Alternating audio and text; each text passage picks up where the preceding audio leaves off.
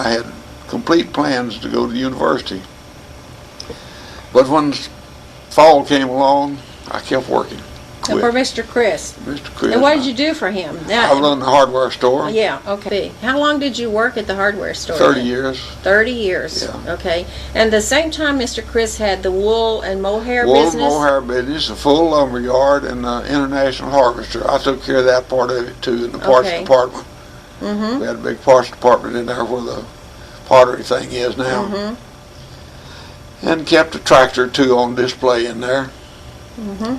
And that's what I did for the next 30 years. Right. Well, tell us about, although you didn't directly do the wool and mohair, you can tell us. Bill handled the wool and mohair. Yeah, yes, but you know about what that was. What did that mean to the local people to have that kind of business here? It was everything for the ranchers here, because almost every rancher, or everybody that lived in the country, had a few sheep and goats. Maybe not many, but at least a few. And it meant income for every guy in the country. We shipped out hundreds of thousands of pounds of wool and mohair every year. I had nothing to do with it, but I don't know whether you know it or not, but all wool and mohair went to Boston, Massachusetts as headquarters. No, I didn't know that. For all of the mills and everything all over the country. And whether they bought it here in San Angelo or New Mexico, wherever they bought it, it all was shipped to Boston, So they shipped it by train? By train. Sometimes took it to Houston and shipped it by water. Yes, I could see that. Yes. But anyway. So it not only had an impact on the local ranchers, but think about those people who made their living shearing. That's right. How many shearing crews were around here? And it's about as hard to work as you can find. I don't know of anything any harder, and I think everybody that ever sheared will tell you the same thing. Fact is, I sit across from Chester Gaiman? Yeah, Chester. Yes, okay. I eat lunch with him I didn't every realize day. that he had a shearing crew. He was a shearer. Okay. I've heard him talk How many about it. people were in a shearing crew? Well, it all depends. Some of them just had one. Some of them had as many as 5 or 6. And I seemed to me like I remember one that had 10 that came to this country. And the reason why I knew them all, I had a counter at the hardware, big glass counter, and all it had in it was shearing equipment. And we had to keep big stocks of it to supply them, because they used lots of combs and cutters. That's what's called. And other parts too, but we had every part in that handpiece that you could replace. Right. And it was big business with us every year, and we, I bought them wholesale, and bought W.H. Richardson Company in Austin. They were distributors that sold all that. How was the shearing rig powered? Gasoline engine. There was electric shearers that a few people had for their own use, not to go around moving, but they all had a big old tarp they threw on the ground. That's where they sheared on them, keep them out of the dirt and everything. And the sack. Tell us how they sacked the wool and the mohair. Well, they had a rack that held a sack. And we're talking about a big sack. Yeah, well, it's about 6 foot tall, 6 foot long, and mohair it held 300 pounds. Now wool was less, because wool wasn't near as bulky. I mean, it was more bulky than mohair. Yeah. And they held about 200 pounds of wool with about 300 pounds of mohair. And they bought all kinds of prices. I've seen cheap to high. So when the shearers came, they would shear goats. How many times a year would they shear goats? Goats twice. And wool. Sheep once. Sheep sometimes just once. Once. And then that would get packed in those sacks, and then those sacks would come into the wool mohair warehouses. They lay there until the buyer from Boston came along, because every buyer all over the country eventually were from Boston. They came and bought it from the warehouse and shipped it back there. And I know in the old warehouse there was this long table. What was that long table for? That was the sort of wool mohair. Bill had to recycle lots of it come in little sacks. It wasn't in the regular wool sacks, and he had to unsack it and sort it and clean it and see it didn't have any burrs in it, because lots of them said wool mohair had burrs in it. If they got by, well, you had to take them out. Very important, because it was a livelihood for many people in this country. Yes, most people had. I know on the ranch where I grew up, there was cattle and sheep and goats, Yeah, because they almost all all of them had a ate. few of each. They all ate a different thing. Yeah. Like the goats would eat brush, and the sheep would eat the big leaf plants, and of course the cows would eat grass. Yeah. Yeah, if the oak was good, that satisfied the goats. They loved to browse on oak trees. But if you go to a ranch that had a bunch of goats on it, you go down the highway and you see a ranch that you can see up about that high under the trees. Right. You knew that it had goats on it Right on. because Yeah. they kept it cleaned off just as high as they could stand on their hind legs and reach it. Yeah. It was just part of the scenery. You Right. knew they had Right. goats on it. Right. So you worked 30 years for Mr. Chris in the hardware In the business hardware. and whatever. And then what did you do? Well, 2 years I took out there, Mr. Singleton. Well, Mr. Singleton bought it. Yes. I was a partner. I was a small partner. The business was $100,000, and I had a $5,000 interest in it. And they decided to sell out, so they sold to Mr. Singleton. I didn't think I wanted to work for him. I quit, but it dawned on me I had less than $100 in my pocket. So I went back to work for him. But I eventually quit him. I just couldn't stand it any longer. Yeah, yeah. And I quit and went in business with Dorsey Smith and Owen Leary, with what's now the Blanco Hydro Gas and Dorsey Smith Company. They were combined back in those years. And I was an inside man. I run the store. We sold electric appliances, sold plumbing and electrical supplies of all kinds, pumps and windmills, and did well work. And I run the store and the office. And Dorsey did all the outside work, and Mr. Leary didn't do anything. And Dorsey got tired of it, and they fell out. And when they did and split up and sold it, well, I had to get out too. And when I did, I went back. Jim still owned the hardware, and he'd been asking me to come back over there anyway, so I just stepped right back. That was Jim Silkenfuss? Yeah. Yes, And I left him. That one stepped right back into the hardware. Yes, okay. And then when did you go to the post office? 1967, I guess. 1967. How long were you postmaster? 22 years. 22 years. Tell us about being postmaster. Well, it was a real good job. I still like it. I'm sure glad I'm not in it now, because things have changed doggone much. It's a mess now, I think, and crazy. But I thoroughly enjoyed it. It was a good job and good pay. And I was only supposed to work 8 hours a day, but I kept a time card all the time when I wasn't supposed to. And when I retired, I averaged 63 and a half hours A week? a week Instead of 40? instead of 40. And got no Yes. pay for it. Yeah. But the people darn sure got good service in the post Right, office. absolutely. My two oldest daughters used to send letters down here to Granny and Granddaddy, Blanco, Texas, Yeah. and Roy would deliver them. Yeah, well, So I knew know who that kind of service. You know who was living in Bozeman, Montana at the time, and that was good service. You saw lots of people. What did you learn about Blanco and Blanco County by being postmaster? Well, you was right in the midst of everything. Everybody came to the post office, yes. and you'd listen to people talk and learn lots of things about people and about the country. It's very interesting. Yeah. What was that one interesting thing that you learned while you were at the post office? Can you remember? Well, I can't think of anything particular right at the moment. I guess there was some, but Well, you knew everyone. I remember one time a lady walked in all bruised up. Guy she's married to is still here. I'm not going to tell you who it is. Right. But she walked in and said, "I'm not going to let any man beat me up." She come in to get a change of address card, and she took off right then. Yes. Beat her up, Yeah. and she took off. She in a took hurry. off. Right. So you got to know everyone's business. Just about. Just about. What's different about the Postal Service now than when you were there?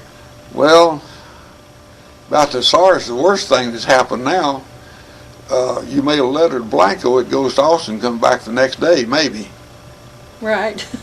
And Yeah. that's about the biggest uprooting thing that's happened since then, and that's fairly recent. And what Numbskull decided that it cost more money, because if the person in there handled that, it was handled there and it was over. Well, now he's got to handle it. He's got to sack it. It's got to be picked up by somebody out of Austin. He's got to carry it to Austin. They got to unload it out of those sacks. They got to work it down there and then reverse it. They got to do the same thing over and send it back. So the service is really not as personal as it used to be. Well, that's all in the name of efficiency, I guess. Who was the postmaster before you? Glenn Greben. Glenn Greben. How many? He was 25 years. 25 years. Yeah. And where did were you in the post office that's here now? No, I wasn't there at all. Actually, back in those days, it was a political appointment. And I was the last political appointment postmaster that they quit it not too long after that. But I never did take a back seat to anybody. 26 people took the test for that. And I took it and made the highest grade in it. So I never did take a back seat to anybody because I was appointed by Jake Pickle as postmaster. So Glenn Greben was postmaster for 25 years. 25 years. And the post office actually moved during that time? Well, we moved in 1970. In 70. Yeah. Moved from over there where the news office is, where it is now. On the east side of the square, you moved to the northeast side of the square. Yeah. And was the post office always on the east side of the square before that, or where was it before? Before then, yeah. It was in an old wooden building there that burned it way back yonder. Way back there. See, we lived next door to it, and yes, because you were in the telephone. You were in the telephone office. Right. And that building Mother heard the crackling of the flames, and she's the one that discovered the fire. I see. And of course, in those days, what happened? WL and I got out in the street and hollered fire. There wasn't any fire alarms or fire trucks or anything else. And we hollered and yelled it how loud we could, and she started ringing people. And before it was all over, they completely emptied the telephone office. Every scrap of thing in there was moved outside. But it didn't catch fire. Well, so we moved it all back in the next day. And how did they? They did cut the cable, though. And we was out of telephone until the cable splicers come in and got it back in service. So the post office totally burned? Yeah, totally burned. Right, there was no way really to put it out? No. Mr. Spear he sold paint. I see. And the basement under the post office was full of paint, and they'd sold linseed and turpentine down there for years, and that floor was soaked with linseed. And of course, when the fire got down to there, man, it was real blaze. I can imagine. And there's no way they could. And the drugstore was on the other side. The current drugstore building was on the other side. It's a wonder both buildings didn't go. Your phone. The drugstore, there was a pretty good sized alley between it and the post office. Yeah. Just like there's an alley between it and us. Actually, what happened? I tried to break into the door, and it was already unlocked. Somebody robbed it and set it afire. Because the safe, the next morning when it was all over, the safe was laying over on its side. Yeah. And I think there was a nickel laying there, and that was all the change was even gone. Right. Yeah. So it was determined, but they never did catch anybody.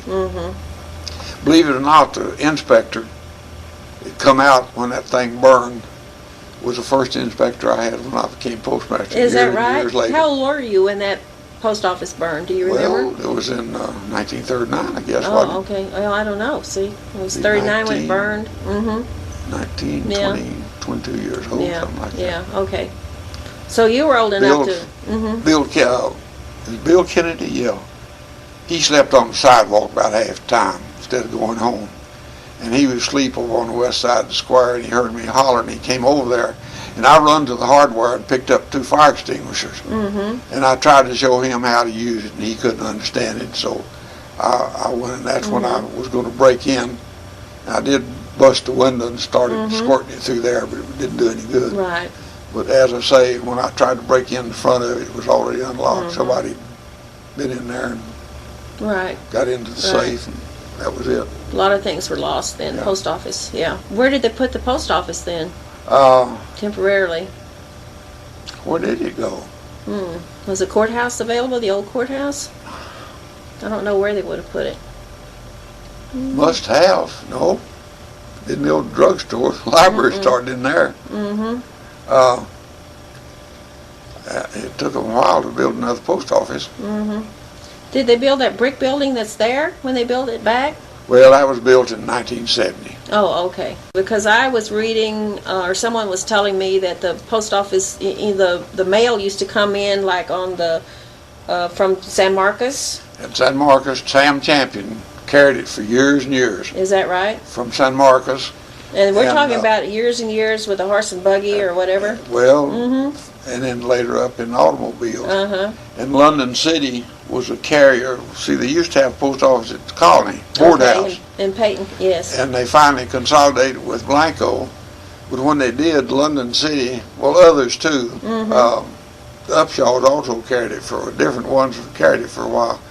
But London City carried it most of the time in an old buggy. And I always thought his two kids were the only ones down there that ever went to college. Come find out, what was it, Luke Coffey? Yes, all those Recently kids. had a story about him that he had a college degree from San Antonio. Yes. He died not long ago. Right. And I never did know that. Yeah. I thought. How long did it take them to get from San Marcos or New Braunfels with the mail? My goodness, that's quite a distance. Seemed to me like they got here around noon or something. It's been so many years ago. I think that's right, though. I know we like to got in trouble.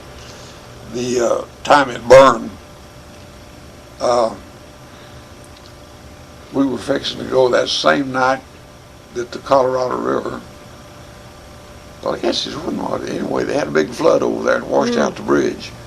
And Jimmy Halk was sitting out there waiting for us. So we were all waiting to go over there. Right. And we got in the post office where we had no business being. So we got pretty well questioned. Yeah. So that was when you were a kid? Yeah, well, I was pretty young. Yeah. Post office where, in Blanco, or post office in? No, here. Oh, in here. Blanco. Yeah. And the bridge washed out, and we started to go over there. We helped him, got in there and helped him put the mail up so we'd leave. Right. Okay. You weren't supposed to do that? No, we weren't. No. Well, see. Nobody is allowed back there except an employee. Right. But when I used to go visit my grandparents in Kendalium, my grandfather let me put the mail up too. Yeah. And I was 12, 13 years old, you know, and everyone came Well, in. it was a little different there. Yes. It was in the store. Yes, but it was blocked off. I mean, it had its own section, It's like Twin Sisters was blocked off back there in the corner. Right. But the post office was a very, very important place in the community. It was. It was it. I remember hearing the story years ago. Mr. Krieger was postmaster at Twin Sisters. And the inspector came in and inspected him one time. When he got through, he called Mr. Krieger over there and said, "Mr. Krieger, you got to get rid of that post office. You can't have it in a package store." And he said, "I'm sorry, but you can take the post office if it stays. That package store is where I make my living." Yeah. And they didn't move it either. It stayed there. Yeah. Stayed there until he died, and they consolidated with Blanco. But it was, I remember, you would go and you would have to mail a letter. And if you didn't have enough change or whatever, well then, my grandfather used to say, "Well, I'll write this," and he kept a running tab on people who owed him pennies for stamps and whatever, and then they'd come in, settle up with him and whatever, and sometimes it's a very important location though. If you Jess Smith carried the mail to Marble Falls for a long, long time. Oh, really? And Dovey and Lovey and Moore at Round Mountain, once a week they left their grocery list and money in the box, and he bought their groceries in Marble Falls and brought them back, left them at the box on the way home. He did that for years and years. Right. Totally different relationship with the post office than what we have today. Well, a whole lot of difference. Lots of difference. Right. I noticed the article in the paper about the weather, that Priscilla Seals had the article about the weather information on the hardware. Tell us how that got started in the hardware store. Colonel Forsyth retired to Blanco. He was a career Army officer. He was lieutenant colonel when he retired after World War II. And I sponsored him when he joined the Lions Club, and we used to sit around and visit. Wasn't too much to do back in 1940, in the late 40s. We'd sit around and bat the breeze afterwards, and he got to talking about it. I said, well, every time you talk to these old timers, they try to tell you how high the water got up on that tree during a flood or something. He said, if y'all get the information, furnish the material, I'll do the work on it. So I did. I got the information from the National Weather Service, which I still have. Same sheet that they gave me in 1945, I guess it was. And we furnished the lumber and the stencils and everything, and he put that up there on the wall, and he kept it up as long as he lived, and afterwards the store kept it up for a long time. The hardware store. Hardware store did. But after he changed hands many times, the lady there now, the lady since 1999. She keeps saying she's going to bring it up to date, but she hasn't done it yet. Maybe we all need to go help her. Yeah. Right, because you have all the records. You can bring it all up to date. Yeah, I got all the records going back to 1896. 1896 is when it started. All of them. Talking about that, I used to report to 4 TV stations in Austin, and one of them, Troy Kimmel, I guess it was, said, you know, I can't find any record down here at the post office, or the weather station, anything else about the weather in Austin. I said, well, I've got it. I got the records going back to the time it was established. Also Houston, San Antonio, all of these. Right. And it's got all the old records going back to the time the thing was established. You're talking about the records for Austin. Yeah, weather records. Yes. Just like I got them from Blanco. Yes. What did he say? Well, I furnished them to him. He tickled to death. Yes. As a result of it, George Bomer, ever since 1988, I've been sending him a copy of the monthly report that I send into the Weather Service. I don't know whether I asked him, got permission or not, but anyway, I started giving them to him. And as a result of it, he built me a book about 2 inches thick. Oh. And I wanted to buy a computer back in those days so I could hit a few buttons and come up with all the information real fast. But he made me a book, and I can turn to that thing and I can find almost, not instantly with punching a button, but it's broken down into different sections. And I can go to that book and find out anything you want to know about the weather going back over 100 years. Oh, that's interesting. Very interesting. What have you learned about weather by just observing it? Well, like I told you a while ago, or in that article, it's a new story every day, every week, every month, and every year. I sitting there looking at that rain chart, I never could find any trend or pattern or cycle or anything else. It's just a new story to me. It's a new story constantly. There's just no trend you can go by. So some years it's wet like last year, and That's right. some years it's dry. And we had the biggest drought in the 50s, and then turned right around and had the heaviest rainfall on record. Same 50s. Yeah. 1952, was when I graduated from high school. In September is when we had 20-something inches of rain Yeah, that's here. the biggest rain we ever had And in then the Blanco. drought came, 20-something inches. It wasn't rain. It started raining about 5 o'clock one evening, and it rained all that night, all the next day, and 7 o'clock the next morning on the 11th, I guess it was, is when we had 20-something inches of rain. There's a lot of it. Thrall, Texas holds the record for having the most rainfall.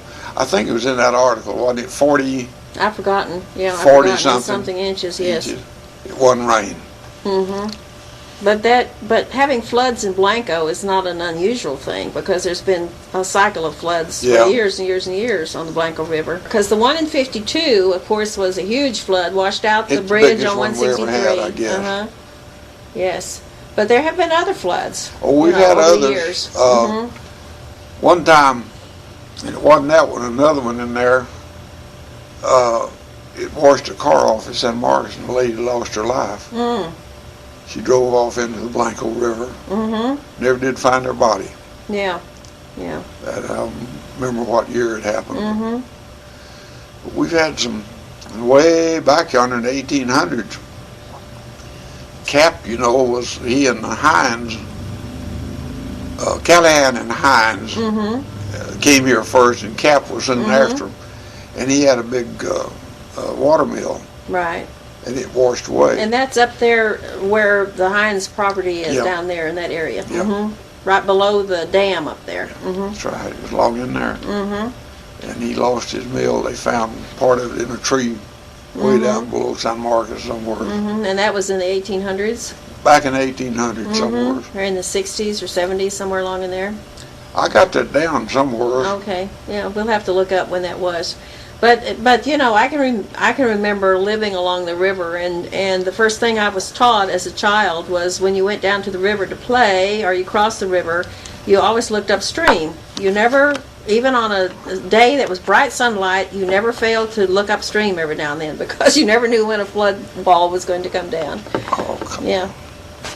Got too much stuff in there.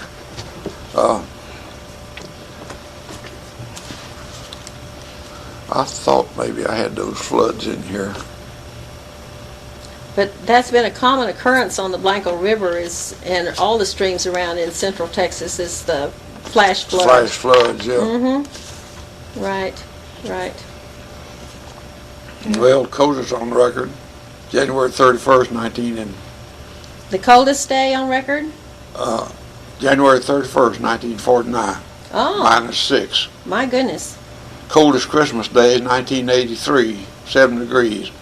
Latest killing frost. Now, I tell this story. I used to, in the bowling alley, I'd get started with not your dad, but Goldwyn, Yes, and some of the Wagners here. yes. I'd get them started talking about that killing frost, and they'd have the doggone corn already in tassel, and most of the time what he planted on April. But I did it just for me Right. to get them all stirred up. Uh-huh. And, But April is kind of late for frost in this area. yeah, it is. Yes. But that's the latest we had was 30th in 1908. Mm-hmm. That's the end of the month. And the earliest frost was October the 8th, 1952. Mm-hmm. And of course, most single rain was September the 10th and 11th. We had whatever it was, 20 plus inches. 23.2. Yes, yes. But there's no pattern. You have seen no pattern in I weather. never could find one. Mm-hmm. Record high was 110.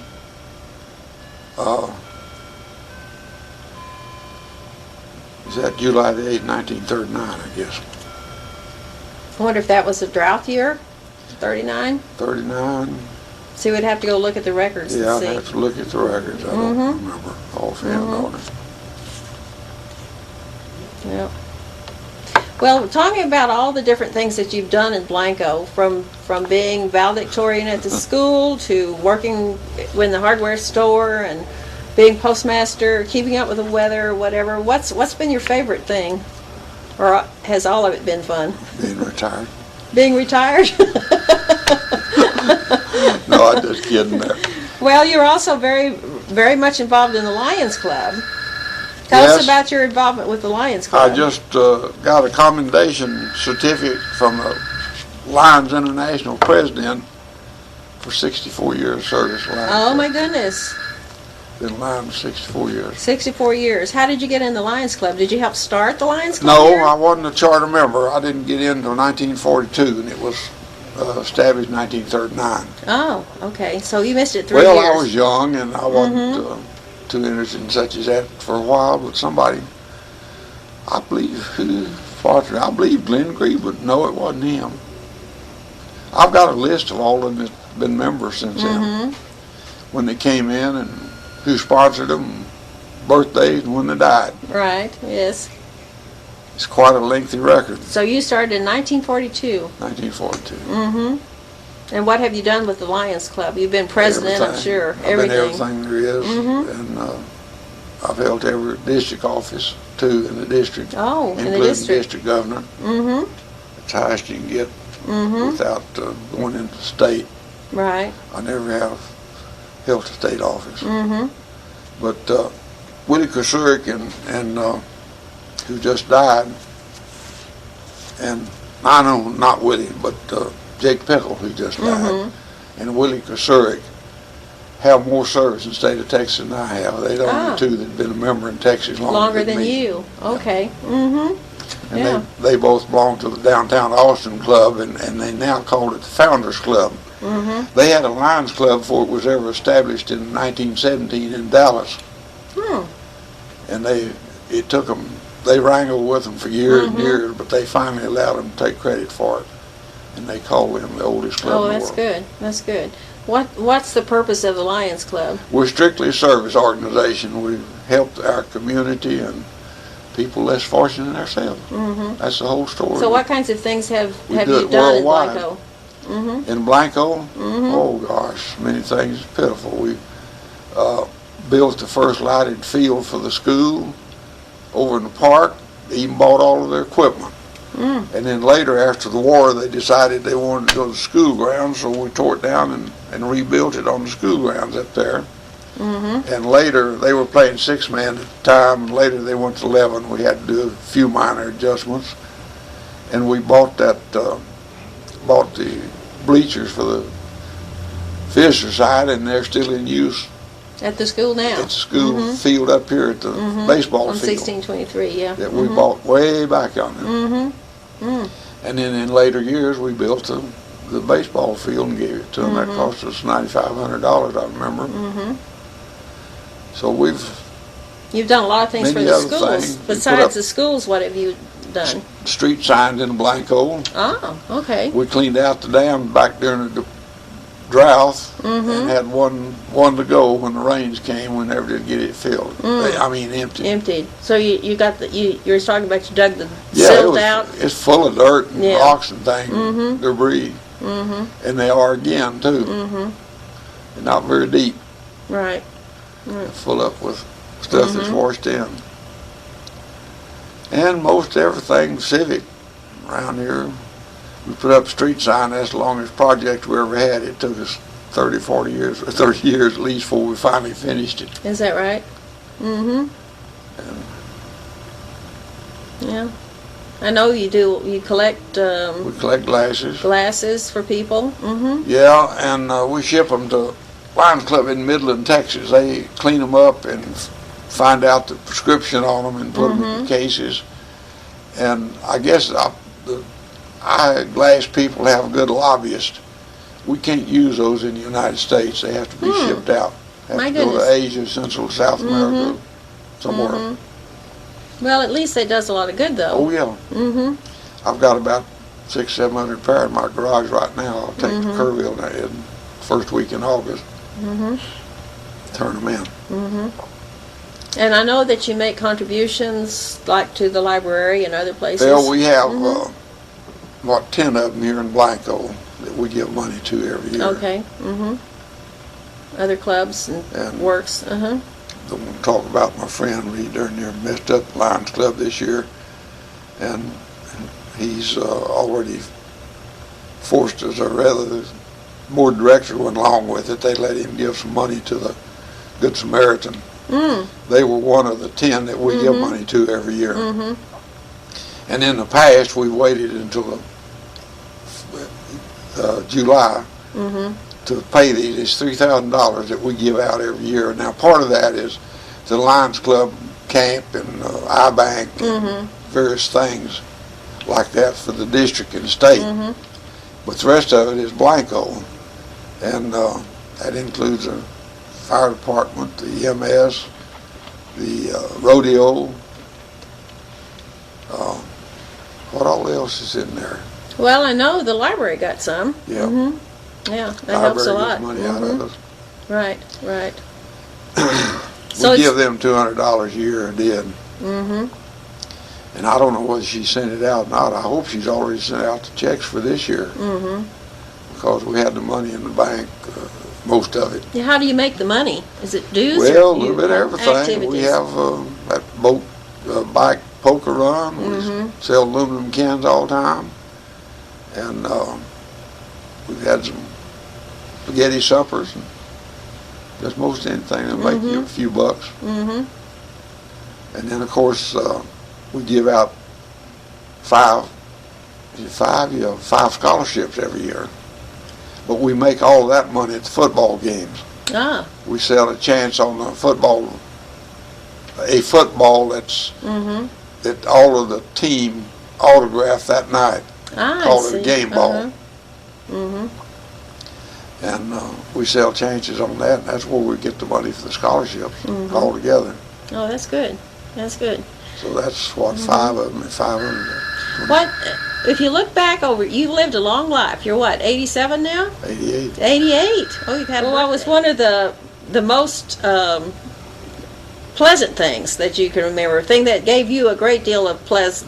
Well, when we help some people, sometimes that's the most That's the pleasure most to me pleasant. when we help Yes. somebody through the Lions Club or whatever it is. Mm-hmm. Unfortunately, I've been associated with the Red Cross. I was, George and I were the only two in Blanco counties interested in the Red Cross. Well, one year he'd be chairman, next year I'd be chairman. You're talking about your brother George. Yeah, Brother George in Johnson City. And finally, after he died, well, I was it. And I was it for many, many years here, chairman of the thing. And finally, had a phone call one day, and it was the Red Cross in Kerrville, and said they were thinking about doing a regional thing, putting Kerr County, Kendall County, and Manoa County, Blanco, and Gillespie County all together. And I said, be my guest. Best Right. news I've heard in years. So they did, and I stayed on the board for several years. And Frank Stevenson took my place finally. Right. I finally got out Right. of it and quit after Uh-huh. 30, 40 years or whatever. Lots of fun things have gone on in Blanco in the years. Remember when they used to have the city baseball team? Yeah. What was the name of the team? You remember? The Indians. I think it the was Blanco Indian. Indians. Yes, that's at least remember. that's I my was- father's uniform has the Blanco Indians. Well, I was bat boy for him many really? years. I went to all the games with them. Uh-huh. And I remember Cousin Luther Sanders or somebody had a flatbed truck, and we'd go to these games. Of course, you wasn't driving but 35, 40 miles an hour, if that much. Mm-hmm. And we'd ride on there and let your feet hang off of that thing. Yes. That's the way we went to Yeah. the games. I don't know what year did those games start? About what Way year? back The there 20s? because George and them were, when they graduated, when, 1929? Mm-hmm. Well, see, my father graduated in 1923, Yeah. and I know he played the whole time, and Yeah. of course, you know, Uncle Ben did, Uncle Carol did. It was a sport that the boys and young men engaged in, That's right. and all the towns had a team. Well, Is they that right? went around all over. They even at times went to San Antonio. Oh, is that right? Austin playing games. We had a good team at times, some real good ones. Who was the coach? Oh gosh, did they have one? I Well, guess they Charlie did. Wadsworth was, I know, for a Well, while. that's in later years. Yeah, later though. Shorty. years. Yeah, he was the what shorts? No, he was the Catcher. catcher. Yeah. He came here with the sitting Wildcat oil field, all well drillers. Oh. That's how come Shorty there be in Blanco. He was there running the drilling machine for them. And he stayed on, later opened that welding shop, did that for years and years and years. Mm-hmm. Shorty was a fisherman. He could go over to Pedernales or somewhere else and fish all day. If he didn't get a bite, it wouldn't bother him. And if you caught a fish, you'd give him somebody. He never ate one in his life. But he loved to play baseball. Loved to play baseball, loved to fish. Mm-hmm. Who else played in Blanco? Well, I remember Edgar Heimer and a guy named Lee Chamberlain. Gosh, it's been so many, many years ago. And of course, my father, Warren Smith. Yeah, Warren and Goldwyn. both played Yes. later years. Mm-hmm. And Denny Moore, I think, played. Denny Moore was pitcher. He liked to ruin his arm. He pitched full inning, 9-inning game, or 10-inning actually is what it was. And he almost ruined his arm. He almost had to quit pitching entirely. So you all rode on that one truck Yeah, usually. to the town, next town? Yeah. And you played Johnson City and Well, all around here, Johnson City and Fredericksburg and High? Berlin. High? High. Because I remember one of the things that used to happen on Juneteenth is that Go to the colony. go to the colony and play, or the colony would come up here and play. And they had Yeah, a good they had some baseball good team. players down there too. I used Yes. to go down there to lots of ball games. Mm-hmm. It's fun to, it's a show to watch them play. Yes. Yeah, and that was the Upshaws and Thad Upshaw, I know, Uh-huh. and who else? Can't remember now who all played down well, there. I'm sure that But it was a fun thing. it was a fun thing. Yeah, and that was a. But what other things did you do for entertainment in Blanco? Well, Did you have movies? at times, yeah. See, Aunt Mamie and and Uncle Adley Byars had the theater up in the courthouse for years and years. The screen was up there where the jury sat, still there. Well, somebody, when they moved the school there, and see, the school burned, and they moved there in the Methodist church the first year. The next year they moved in the courthouse altogether, and they covered all that up with the stage, and it stayed there until not too many years ago. And when they did, that's where the screen sat, and they had because back in those days that film, and maybe still is, it was very dangerous. They had to very much protect it from fire. Right. And they had a metal building built back there in the back end of the theater. On the north side. On the north side of the room? Well, it'd be the north side. Yes, the north side of the room. And back in those days, it cost a dime to go to the movies, if I remember correctly. Lots of times I didn't have a dime, and I'd rewind the films for a dime, and had an old player piano, or I'd sit there and play that player piano all during the show to get to see the movies for nothing. It was silent movies. And if somebody beat me to the 2 job and I didn't have a dime, Aunt Daisy let me go in anyway. Right. So I never missed a show. Right on. Right. My mother and dad always talked about there was a skating rink in town too. Well, it was out on the concrete slab out there. She used to come up for Kendalia, and they'd go skating. Now I say it was. I'm wrong. It was over where the 2 buildings are between the old theater and the conference building. Right. That's where the skating rink was. That's where the skating rink was. Yes. Yes. So you had movies, you had baseball, you had skating rinks, and my dad always talked. Did you ever get in one of those Roman candle fights they had in town? Oh yeah, I've seen those. Tell us about that. I've seen they get these 20 ball Roman candles thing, chase one another with them. We'll give some kids some ideas here.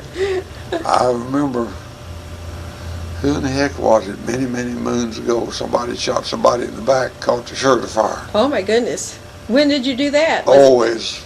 4th of July? Years and years ago. Yeah, 4th of July or when? 4th of July. 4th of Christmas, July. I don't remember which one it was. Because we Probably have fireworks Christmas. both at Christmas time and 4th of July. Yeah, that's Uncle Bill we always had fireworks. Uncle Bill was the one who always had fireworks for us. Yeah, he always did. So you had a good time growing up in Blanco. Oh yeah, lots of fun. And a good time living in Blanco. Didn't have a whole lot to do, but we always found something to do. Right. We'd go swimming down at Red Bluff, and we'd walk down there lots of times. Now where's Red Bluff? Tell us That's down at, you know where Stanley Morgan lives on top of the hill? It's under the hill there. Right. Got a big rock out there where you could dive or jump off into the river. It had a pretty deep hole right there. Right. And they also had a swing rope where you could swing out and drop into it. But lots of times there's a whole bunch of kids that get together and we'd walk down there, walk 2.5 miles, right, or 2.5 miles or down the whatever. river. Sometimes somebody'd pick us up, and sometimes they wouldn't. And of course, it's always skinny dipping. Nobody has a swimsuit. Right. Oh yeah. Yeah. And then the cage hole was below that. Ah. Down there where you cross that low water bridge, that was a cage hole that's right below it. Oh, okay. That's another place you used to go swimming. Right. I've been swimming in both of those places. You're right. Well, they're both deep enough to. Right. Now, also, up at the Wayne Smith Dam, below it, they used to have a mill up there, a mill seat or something, whatever. There used to be a hole out there, not too big around, that you could get in and get wet. Only hole, because the rest of it is just a little bit of water on top of the riverbed. But that's typical of the Blanco River, because I lived on it the first 15 years of my life, and there's holes all the way up and down, like the There's Rock another one up Schoolhouse. at Coke Branch, where the Coke Branch came into the river. Another one there that you can't see it real, because it's covered up by the dam water now. Yeah, that's true. This has been great, Roy. You've given us so much information. It's wonderful. It's raining. It's raining. Is it raining? Pouring down rain. Right now. Oh my gosh! Is you it heard raining? Yeah. that? Raining. I've been watching the clouds move in. I can't believe it.